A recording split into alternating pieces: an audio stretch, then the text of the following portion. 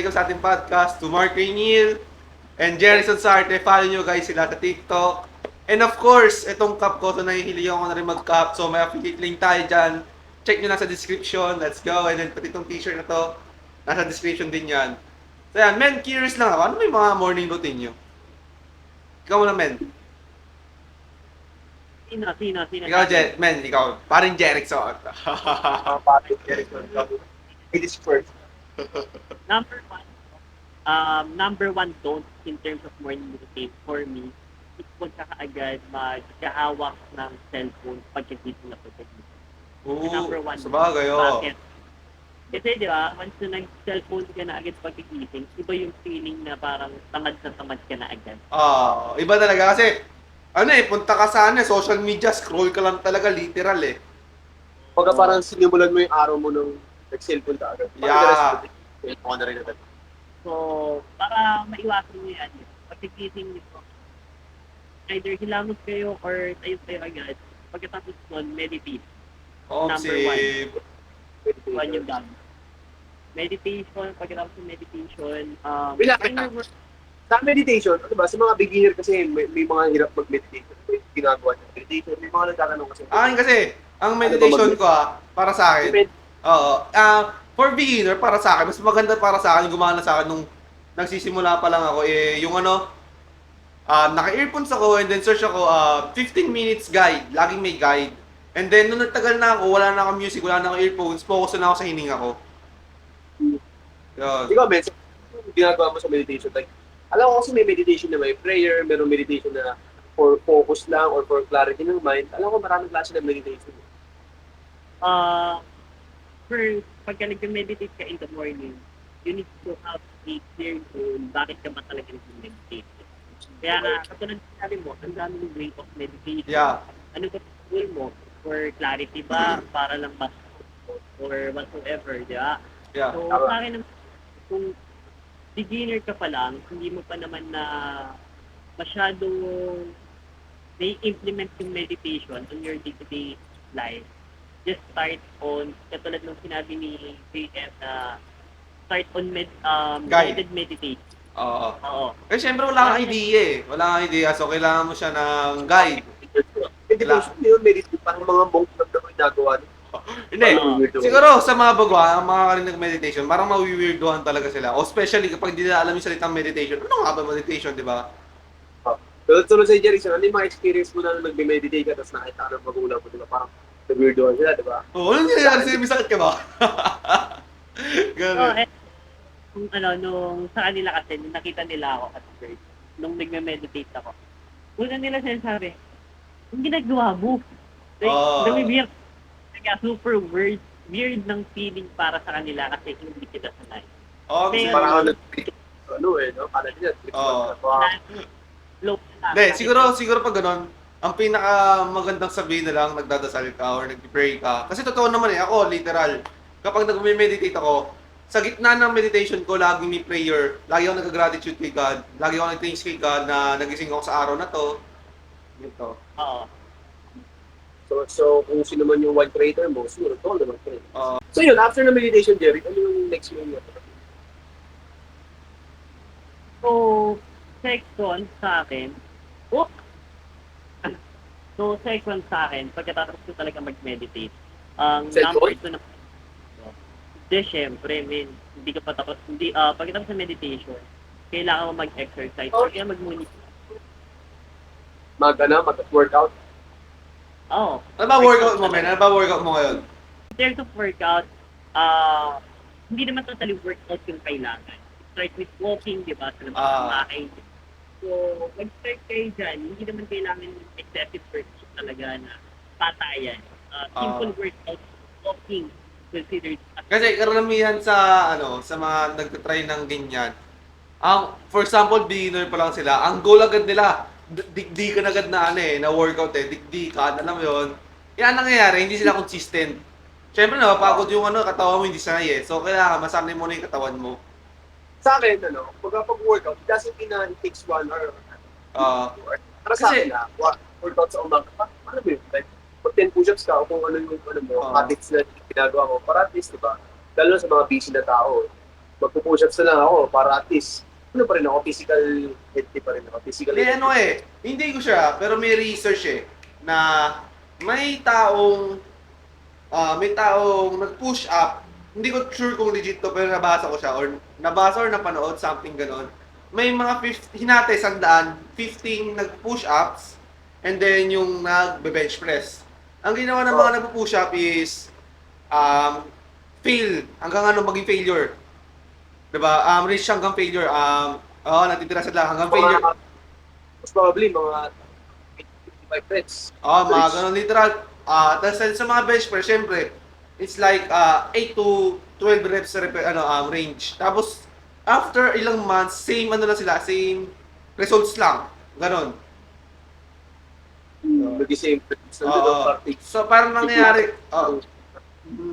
so, ang nangyayari na talaga, nagiging reason lang ng mga tao na hindi sila makapag-workout dahil wala sila sa gym.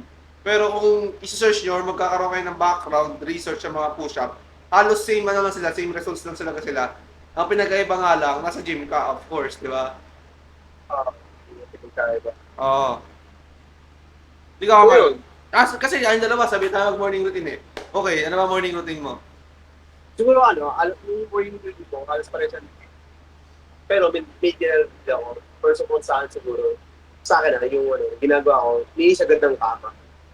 Like, yung kama kasi ng fixing bed, para sa akin, parang din siya, nagka-transition siya sa day-to-day basis mo. Like, na once na maayos mo na yung kama mo, tapos pag tutulog ka na sa gabi, makita mo, okay, ayos na yung kama ko, tutulog na lang ako. Kasi dati, yun ang naging problema ko Like, pag gising ko ito umaga, hayaan ko yan, mamayang gabi ko na lang ayusin. Yung time na yun, try ko i-implement yung morning ko ayos yung kama. Which is, maganda naman yung naging results niya. Kasi, yun nga, ready ka na sa sa pagtulog mo, and then at the same time, mag-build yung habit mo na simulan yung araw mo na linisin or take care ng mga small things na magpo-compound yan in the future na ma-realize mo na, okay, ito na pala ako ngayon. Like, nagagawa ko na constantly yung mga dapat kong gawin ng unconscious kong nagagawa. Tulad ng paglinis ng kama. Matatransition mo talaga sa pag-ano Sa akin Di ba kasi di ka na tari, di ba? Di ka na nagawa. Sige, nagkalinis ka na rin. Hindi, akin, saka akin naman, yung pampagising ko, after ko talaga magising, ang ginagawa ko, 1, 2, 3, go. After, magme-meditate muna ako, like 15 minutes, mga gano'n. Saglit lang mag-meditate talaga, hindi ako matagal mag-meditate. Tapos, after 15 minutes, diretso ako CR, hilabos talaga ako. Kasi meron akong Agad yun, para magising ka agad pag nagkila. At saka may routine kasi ako sa mukha ko na like 3 times a week. For example, isang bowl, tapos may yellow, ice cube, nalagay ko doon, tapos pupudpud ko sa mukha ko. Ano yung purpose nun, yung ice cube sa bowl? Ano kasi, marami siya kasi diba karaniwan, kilala mo ba si American Psycho? Yung parang parang dating movie pa yun Kasi si American Psycho, napanood ko lang rin to, sa kanya is, dito lang, di ba? Lalagay niya lang yung face mask niya, lalagay lang niya sa ref para lumamig. And then kinabukasan, habang nag-workout siya, ilalagay niya dito sa yung yung yellow na may mask, di ba? Tapos may para yung eye bags mo mawala, tapos yung fluffiness ng mata mo, gano'n. Oo. Tapos, may napanood ako na parang mas in-evolve na nilagay niya yung mga ice cube sa water para hindi lang yung mukha mo, pati yung mga mga pores mo, mas magsarado, mas maraming benefits. Like, gano'n. Kasi pagkakalam ko, pag mainit na tubig, parang lalo mag-open yung pores mo. And then ni-research ko siya, sabi sa na-research ko, hindi kailangan ng daily pag gano'n kasi masyadong masakit masyadong masakit or masyadong mabigat yung yelo sa mukha natin. Siyempre, yelo ilagay mo sa mukha mo. Siyempre, yung mukha natin sensitive to, di ba? So, kailangan at least 3 to twice lang. Ano na? Manipis yung balat natin sa mukha. Manipis. Compared sa balat mo dito, makapal ko and then, like, napansin ko rin, pag nag-gym naman tayo, okay, pag nag-workout tayo, mas ang sarap sa pakiramdam kapag after mong gym, diretso ka sa bahay, maligo ka. Alam mo, okay, meron akong pinaghirapan na isa, diretso ka din sa PC, sobrang sarap sa pakiramdam, di ba? And then, last, kasi kanina ko lang ito naramdaman, kasi kasi simula na wala, di tayo nag-gym, syempre nag-calisthenics ako. So more reps ako, di ba? More reps ako, high reps, light weights. Syempre, ang ano ko doon, ini-evolve ko doon, utak ko, mental toughness ko, at the same time, muscle to. Muscle ko, building muscle. Tapos, kung in-apply ko siya, nag-bench press ako, sabi ko, okay, parang trip ko mag-bench press Parang trip ko mag-compound ngayon E di nag-compound movement ako. After ko mag-compound movement, it's like 60 kg kasi yun 60 kg yung bine-bench ko noon. And then like, I think, unang 9, medyo okay pa. And then nung bandang gitna na, medyo syempre hirap na. And then nasa bandang 5 ako noon, parang hirap na ako. Sabi, okay, kaya ko to, iten ko to. So yung nagulat ako, naging 10 ako. So nakakita ko yung effect sa utak ko na kapag nagla-light weights ka, marami talagang benefits. Building muscle and then building mind talaga. Na nagulat din ako sa sarili ko na, okay, ganun pala yun. Di ba, sinare ko pa nga sa'yo kami kanina, sabi ko, Mark, parang nag-improve ka mo ako sa ano ko, sa pagbubuhat ko. Kasi syempre, na-push ko talaga sa failure ko eh. Parang dati, nakaka-6 reps ka lang ata, kanina naka-12 ka eh. No? Oo. Parang times 2 rin talaga yung effect mo, yung pag-build ng calluses sa utak mo. Oo. Parang ina-impact mo na kahit alam mo mahirap, gagawin mo pa rin. Oo. Ikaw ba, men? Ikaw, syempre, malayo ko sa amin ngayon, ano yung ginagawa mong workout or para lang masabi mong nasa track ka na fitness? Oh? Ikaw, syempre, malayo ka sa amin di ba? Syempre. Tayo advocate tayo ng physical. Oo. Ano yung ginagawa mo para masabi mo lang na, okay, healthy ako, so ano yung workout na ginagawa mo? Like, kasi, hindi naman di porket workout, kailangan na agad push-up. Syempre, paglalakad, mga workout na rin yun So, wait lang. So, eto talaga yung number 1 tip ko sa mga tao na gusto mag-start ng workout. Kasi, pagka sinabi mong workout, sometimes medyo excited yung mga tao na, sige, kailangan ko pumunta ng gym, kailangan ko mag-gento, ganyan, kailangan ko kumuha ng Personal coach. Tama. Gym. Totally hindi Hindi naman totally kailangan ng gym or personal trainer sa pag-gym pagka gusto ko mag-exercise. Simple as walking every morning at least 30 to 1 hour. And then, sabihin natin kung gusto mo ng medyo power na exercise, pwede ka namang mag-jogging. So, pwede mo yung gawin sa labas ng bahay nyo or sa compound nyo para you're still in shape, di ba? So, yun yung number 1 talaga kung na ginagawa ko rin in terms of working out. Parang hindi reason yung kuha ka ng coach. Parang hinihintay gusto mo maging perfect pa, hindi mo alam na pwede mo nandun sa gawin sa labas, di ba? Nag-jogging ka na. Like, ilakad mo ala yung aso mo sa playground sa labas, mag-improve ka na rin. Saka alam nyo ba, merong isang si Dr. Huberman, tama ba pronounce ko? Dr. Huberman ba yun? Tama, no? Tama. Hindi ko sure, so correct me if I'm wrong. If I'm wrong. Sabi kasi ni Dr. Huberman na parang kailangan natin mag-train ng neck. Kasi, neck workout. Weird siya, di ba? Weird. Neck workout. So, ano yun? Delikado ba yun? Tapos may napanood ako, sabi niya, lahat ng muscle, chest, triceps, lahat yan, may risk kapag mag-training ka. Siyempre, ganun din sa neck. Kasi sabi, may naano kasi parang sleeper build siya, naka-jacket siya, tapos ang liit ng neck nyo, isipin na mapayat siya, pag gubad niya, bodybuilder pala siya. Oo. So, recommend ni Dr. Huberman na parang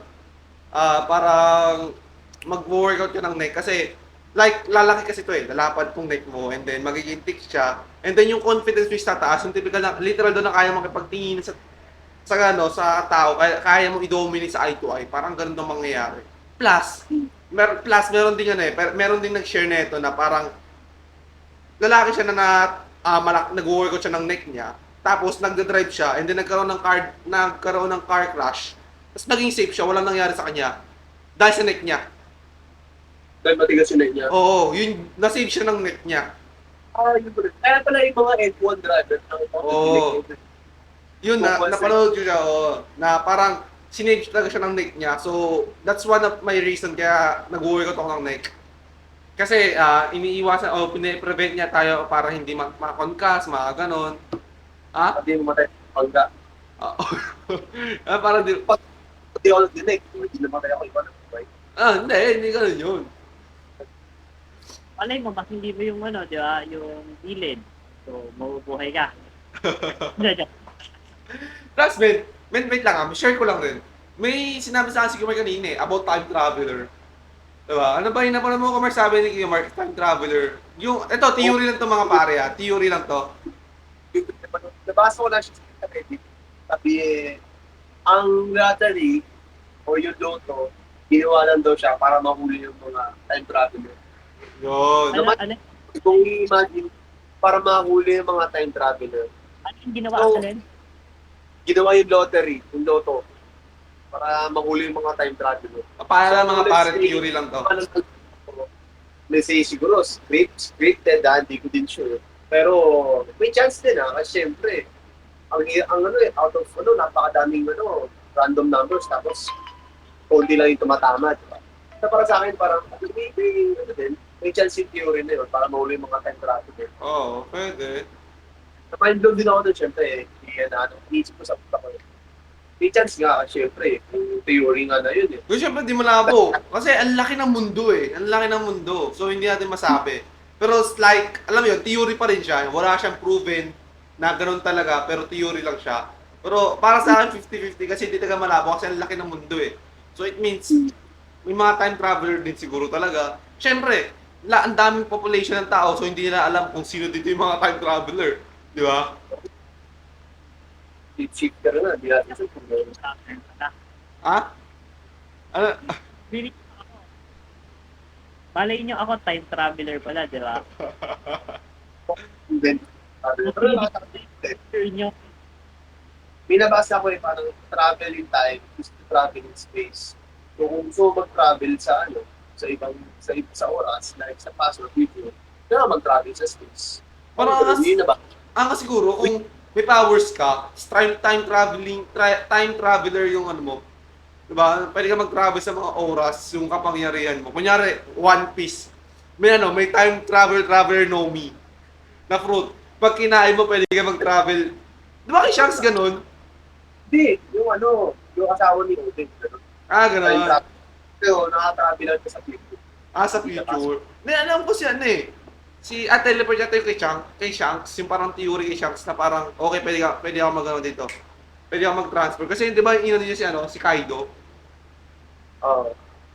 Yung sa gera. Napunta agad. So, bakit topic? Ano ba yung mga morning routine natin? Yun lang talaga pero yun. Ito pinaka-advise ko rin sa inyo sa mga manonood na laging win your morning routine para sa akin. Kahit late ka magising, win your morning routine. Kasi sabi nila, para maging productivity ka, para magkaroon ka ng productivity, kailangan is, hindi mo pipilitin yung sarili mo magising ng ganitong oras. Kung ano ka magigising, dapat doon ka magigising. Hindi yung... As long as productive. Oo. Pero siyempre, kailangan, kahit late ka na magising, kailangan i-win mo pa rin yung morning routine mo, di ba? Goal mo. Kasi at the end of the day, yung goal, kaya naman yung morning routine para mas maging align ka sa goal mo or objective mo para gawin sa araw na to. For example, may morning routine ako and then hindi naman planado lahat ng gagawin ko. Like, hindi ako kunyari, may gagawin ako content creation. Hindi ko rin naman siya nagawa. Kompleto ko yung morning routine ko. So, parang balik wala yung morning routine ko. Doon may bibig ng habit. So, mas maganda yung nabibig ko yung morning routine ko. At the same time, nabibig ko rin kung hindi dapat yung gawin. Si... Bakit? Ayan. Like talaga yung morning. So yan nga pala mga pare, this is our podcast, this is my podcast, and then ito yung mga kasama ko, follow nila sa mga TikTok, and then, of course, nakakahiligan ko na rin mag-cup, and then itong plainty natin, okay, available to sa description natin, sa description, check nyo na lang, and then let's go, check nyo rin yung mga TikTok namin, and then yan, thank you for watching.